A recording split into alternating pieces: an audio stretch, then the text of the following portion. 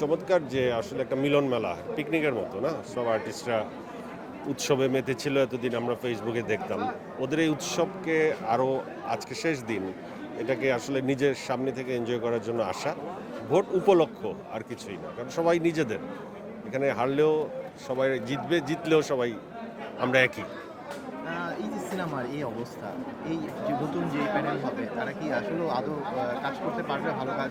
যে কোনো সিনেমা হলগুলো নাই, আপনিও জানেন, তো আপনি এই ব্যাপারে কথা মানে আমি বলেন। তো এটা মনে নিয়ে করি না যে আসলে শিল্পীদের নির্বাচিত যারা হবে তারা সিনেমার জন্য অনেক বেশি কিছু করার আছে এরকম চিন্তাধারা আমার মাথায় নাই, বা আমি এটা এক্সপেক্টও করি না। আমার কাছে মনে হয় যে আমাদের একটি বন্ধন দরকার। বন্ধন তো আসলে অফিসিয়াল ফরম্যাট হচ্ছে সংগঠন, দীর্ঘদিনের পুরনো সংগঠন। সো এই সংগঠনের ধারাবাহিকতা ইলেকশন হচ্ছে প্রতি বছর বা 2 বছর পর পর হয়। এটা একটা প্রক্রিয়া, আমরা একসাথে থাকবো। এই ইলেকশনের মাধ্যমে যে একটা মানে এমন না যে একটা সরকার পরিবর্তন হচ্ছে, অনেক ব্যাপক পরিবর্তন হবে তা না, এটা আমরাই। আমাদের লিমিটেশনস আপনারাও জানেন যে এখানে কোনো এক্সপেকটেশন নাই। এই যে দুস্থ যারা শিল্পীরা যারা কাজ পায় না, আমাদের অনেক অভিযোগ যে নতুনদের নিয়ে সিনেমা বানানো হচ্ছে, পুরাতন যারা তারা কোনো কাজগুলো পাচ্ছে না। তো এইরকম অভিযোগে আপনাদের কী করবেন? শুনেন, সিনেমা ইন্ডাস্ট্রি পৃথিবীতেই খুবই স্বার্থপর একটা ইন্ডাস্ট্রি। এই জায়গায় যারা কাজ করে তারা তাদের যোগ্যতায় সর্বদিক থেকে নিজেকে প্রমাণ করে কাজ করতে হয়।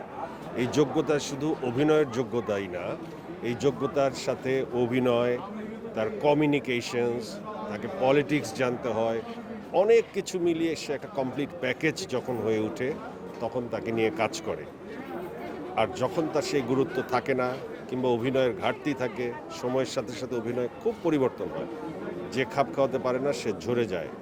এখানে ঝরে যাওয়া মানুষকে টেনে তোলার লোক পৃথিবীতে খুবই কমই থাকে। তো এখানে আসলে দুস্থ শিল্পী, কাজ পায় না শিল্পী, তাদের জন্য আসলে কিছু করার নাই। যার যোগ্যতা তার তৈরি করতে হবে। আচ্ছা, শেষ প্রশ্ন, এই নতুন সরকারের প্রতি আপনাদের কি চাওয়া? আহ, সরকার আমাদের ফিল্ম ইন্ডাস্ট্রি, আমাদের নাটক, আমাদের এই ইন্ডাস্ট্রির সব কিছুতে যেভাবে খেলাকে গুরুত্ব দিচ্ছে, ইন্ডাস্ট্রিকেও সমানভাবে গুরুত্ব দিবে, সেটাই আশা করি। খেলার মতো আমাদের শিল্প সংস্কৃতিকেও আরও অনেক গুরুত্বের ভেতরে প্রায়োরিটির মধ্যে নিয়ে আসলে আরও অনেক খুশি হব। সম্ভবত আনছেও, এই ধরনের প্ল্যানিং শোনা যাচ্ছে। আপনার এখন কি ব্যস্ততা? আমি ওটিটিতে কাজ করি। আমার পাপ কাহিনী 2 মুক্তি পেল। সামনে আমার 2টা ওটিটি ফিল্ম আসছে। একটির নাম টুটুলের টাকা আর একটির নাম উত্থান পতন। 2টাতে কাজ করছি। এই ছোটোখাটোভাবে কাজ করে এগিয়ে যাচ্ছি। আর আমি ফেসবুকে কন্টেন্ট ক্রিয়েটর হিসেবে কাজ করি, আপনারা জানেন।